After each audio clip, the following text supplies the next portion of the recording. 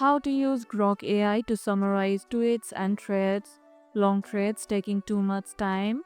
Grok AI can summarize them instantly for you. When you see a thread, click the Grok icon at the bottom of the post, then choose Summarize. Grok will provide a short and clear version of the full thread in seconds, highlighting the main takeaways. You can also open Grok directly and paste a tweet link and type summarize this thread, and it will do the rest.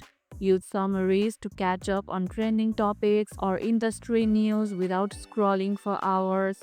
Do you use Grok more for learning or for fun? Share about it in the comments below. And that's how you can use Grok AI to summarize tweets and threads. And if this video helped, hit the like button, share it, subscribe, and leave a comment. Thanks for watching, and I'll see you in the next one.